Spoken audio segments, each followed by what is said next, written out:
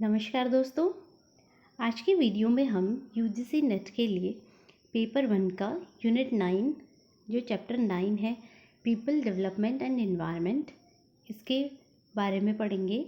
इससे रिलेटेड कुछ कंटेंट जो है वो इससे प्रीवियसली वीडियोस में डाला गया है, जिसमें हमने पीपल एंड एनवायरनमेंट के बारे में पढ़ा था और उनके बीच का रिलेशनशिप देखा था। इसके अलावा हमने उन वीडियोस में इकोलॉजी को पढ़ा और इकोसिस्टम जो होता है उसको हमने समझा था। इकोसिस्टम के अंदर हमने फूड चेन, फूड वेब को पढ़ा था। सो आप उन वीडियोस को भी देख सकते हैं, उनका लिंक आपको इसके डिस्क्रिप्शन में मिल जाएगा इस वीडियो के। सो आज की वीडियो में हम लेयर्स ऑफ एटमॉस्फेयर के बारे में पढ़ेंगे और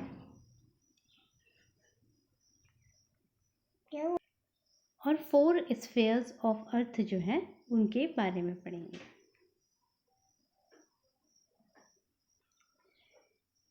तो सबसे पहले हम 4 स्फीयर्स ऑफ अर्थ पढ़ते हैं कि अर्थ के कितने स्फीयर्स हैं। 4 स्फीयर्स होते हैं अर्थ के।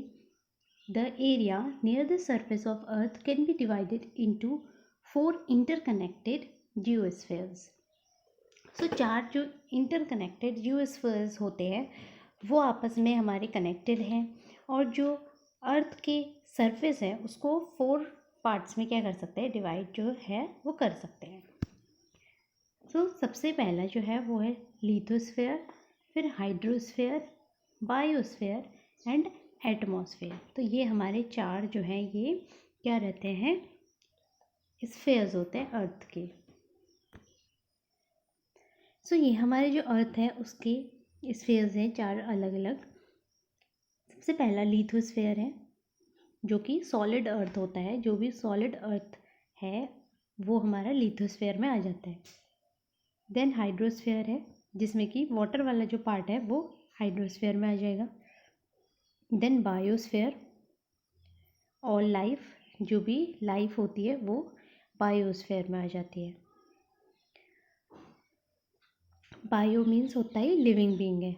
एटमॉस्फेयर जो भी एयर है और जो गैसेस पार्ट है वो एटमॉस्फेयर में आ जाएगा। तो ये हमारी 4 जो है स्फेयर्स हो जाती है अर्थ की, 4 स्फेयर्स ऑफ अर्थ।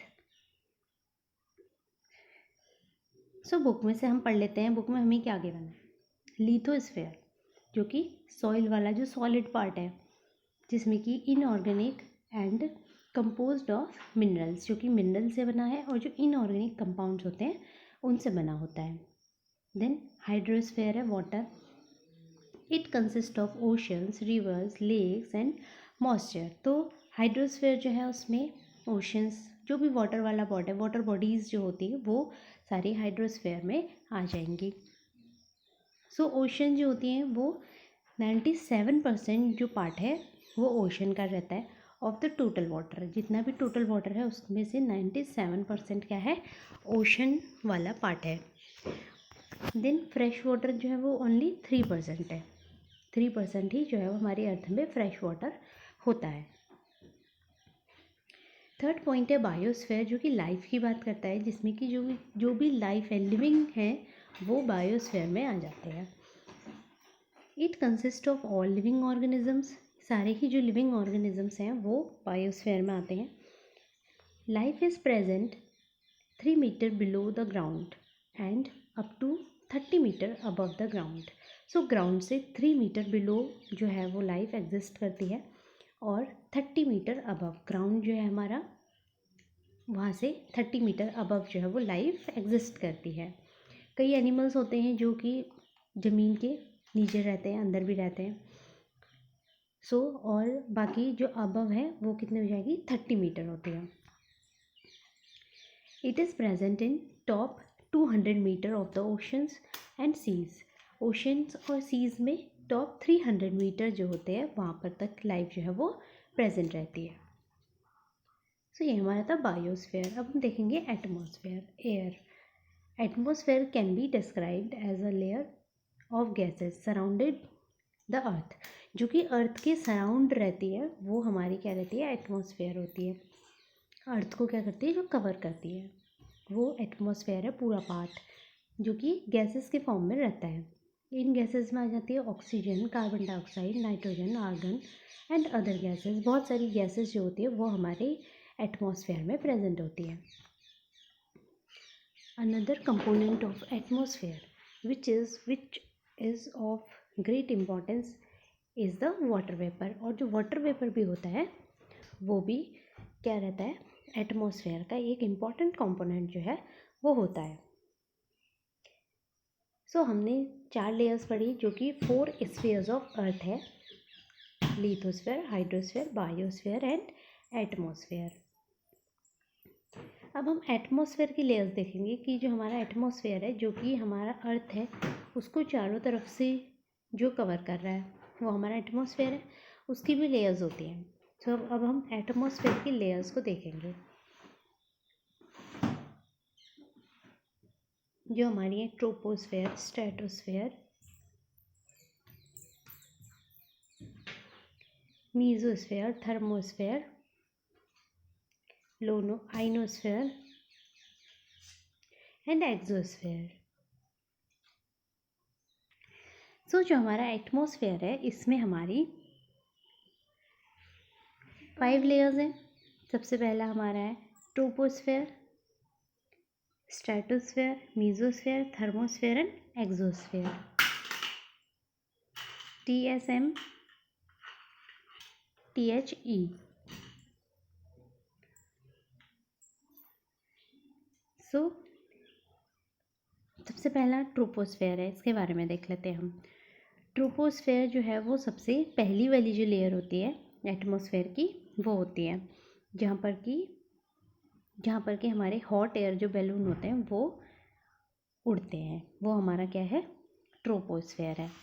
देन उसके बाद हमारा होता है स्ट्रेटोस्फेयर, जहाँ पर कि एरोप्लेन्स जो हैं वो रन करेंगे थोड़ा सा ऊपर जाके, और यहाँ पर ओजोन लेयर भी जो है यहाँ पर होती है। सो जो स्ट्रेटोस्फेयर होती है वहीं पर हमारी जो ओजोन लेयर है वो प्रेजेंट होती है। देन नेक्स्ट हमारा है मीजोस्फेयर। मीजोस्फेयर जो है ये यहाँ पर मीटियोर्स वगैरह जो होते हैं ये यहाँ पर आएंगे, meteors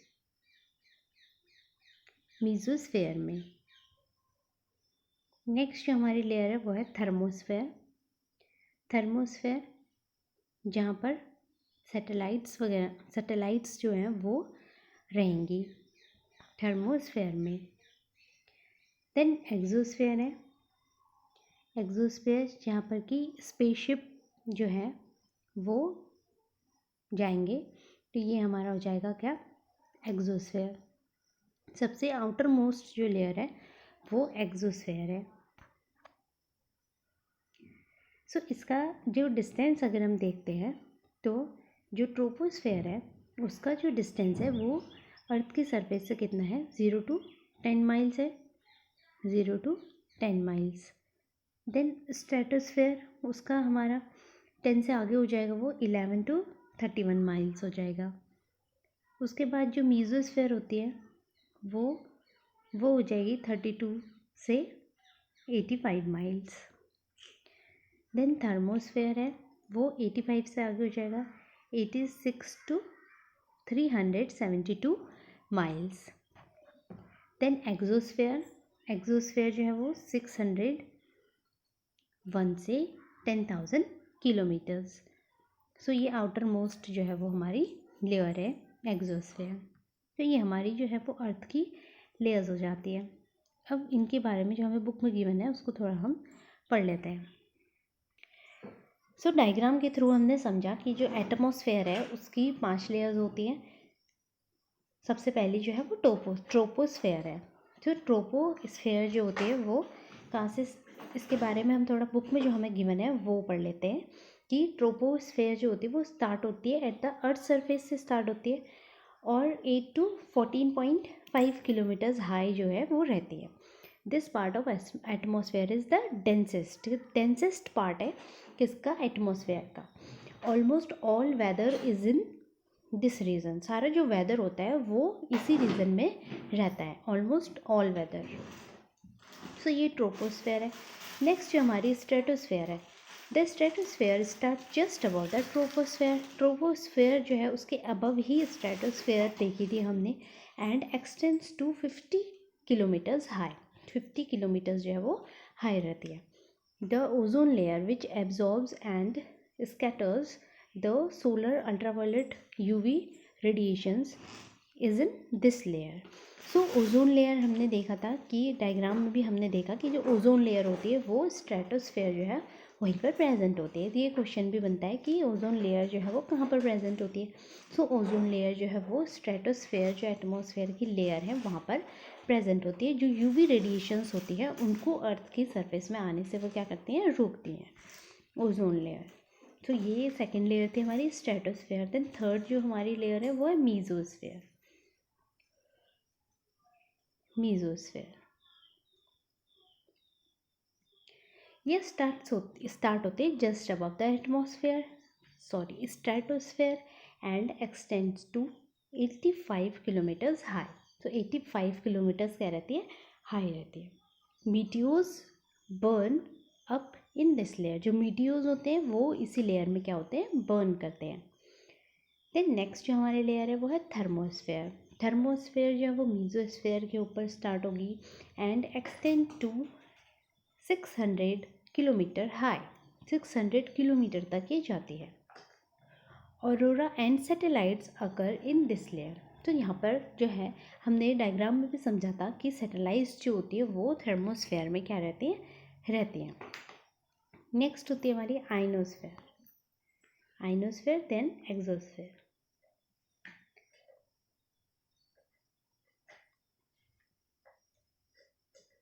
The ionosphere is an abundant layer of electrons and ionized atoms. Electrons और आयनाइज्ड एटम्स जो होते हैं यहाँ पर प्रेजेंट होते हैं। Molecules that stretches from about 48 kilometres above the surface.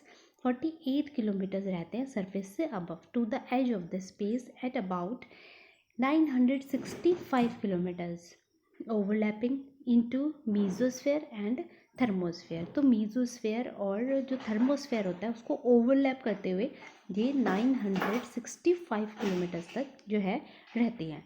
This dynamic region grows and shrinks based on solar conditions and divides further into the sub regions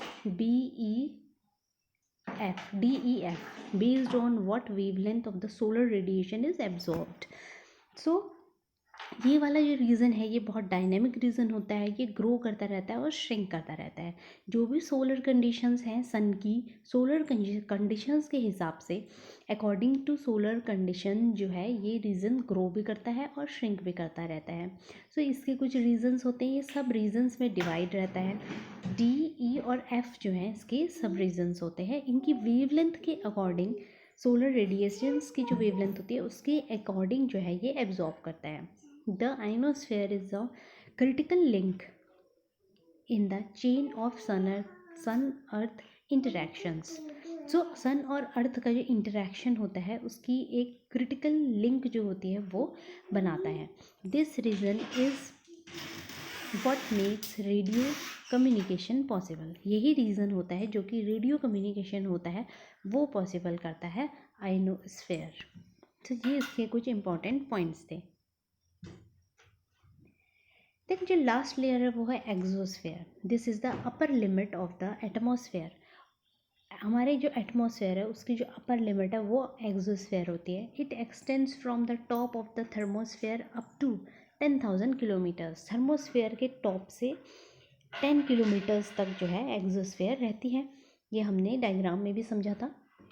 this layer also absorbs heat that is reflected back from the ground in a process called greenhouse effect.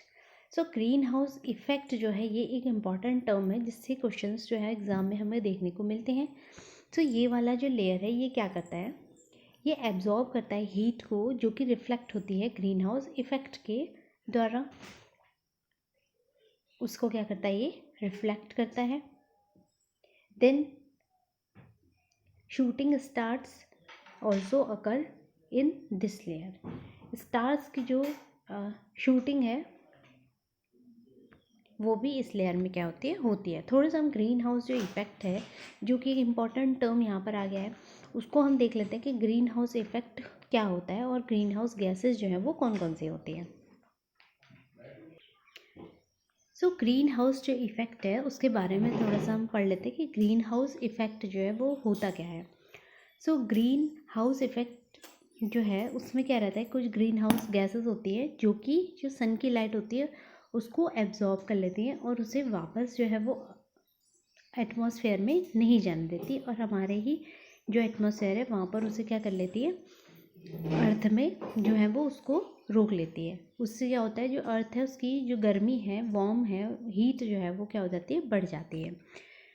सो सन से कुछ sunlight जो आती है, वो कुछ sunlight जो होती है वो तो रिफ्लेक्ट हो जाती है, वापस बैक चली जाती है, जो और जो बाकी जो रेस्ट रहती है वो क्या बन जाती है, वो हीट बन जाती है।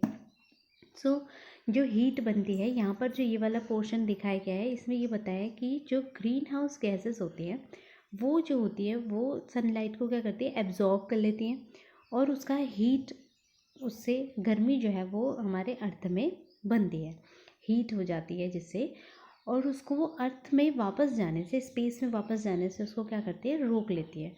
वो जो ग्रीन हाउस गैसेस होती हैं वो अर्थ के सरफेस पे ही, जो एटमॉस्फेयर है वहाँ पर ही जो हीट है उसको रोक लेंगी। तो इसीलिए जो वार्म है, हीट जो है, अर्थ की जो गर्मी है वो क्या होती है, बढ़ जाती है। इसी को ग्रीन हाउस इफ़ेक्ट जो है वो कहा जाता है। सो अब इसके अंदर जो ग्रीन हाउस जो इफ़ेक्ट है उसका कारण कुछ ग्रीन हाउस गैसेस होती हैं, जिनको ग्रीन हाउस गैसेस के अंडर जो है वो रखा जाता है। सो ग्रीन हाउस गैसेस में हमारी जो सबसे ज़्यादा जो ग्रीन हाउस गैस है जो कि सबसे ज़्यादा मात्रा में होती है वो होती है कार्बन डाइऑक्साइड, देन होती है methane, carbon dioxide, methane, then nitrous oxide होता है, nitrous oxide, then fluorinated gases होती है, फ्लोरिनेटेड गैसेस होती हैं, एक्सेप्ट दैट हमारे पास होता है ओजोन। ओजोन जो है वो भी क्या आता है, ग्रीन हाउस इफ़ेक्ट की जो गैस होती है उसके अंदर आता है, ग्रीन हाउस गैसेस में आता है।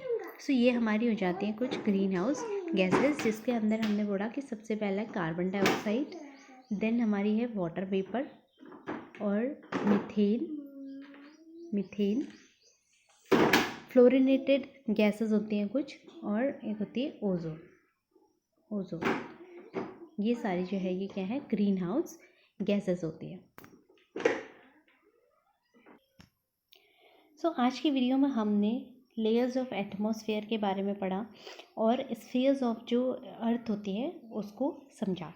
सो अब इससे रिलेटेड एक क्वेश्चन यहाँ पर हमें गिवन है जिसको कि हम सॉल्व कर लेते हैं।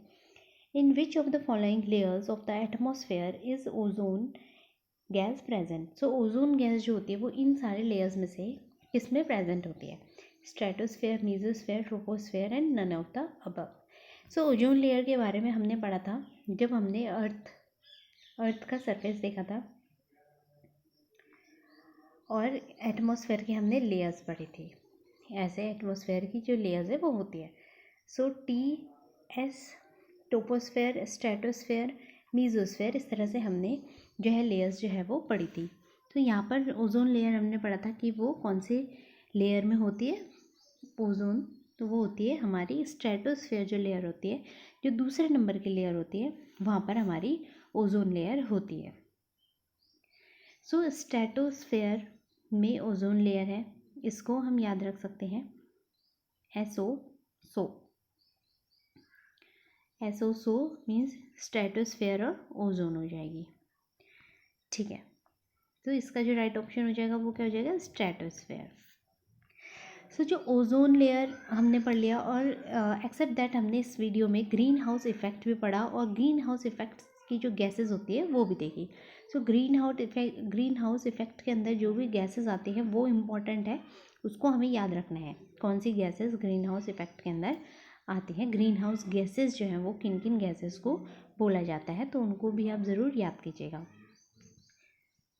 सो आज की वीडियो में इतना ही। अगर आपको वीडियो पसंद आया हो तो लाइक ज़रूर कीजिए और चैनल को सब्सक्राइब भी कर लीजिएगा। Thank you for watching.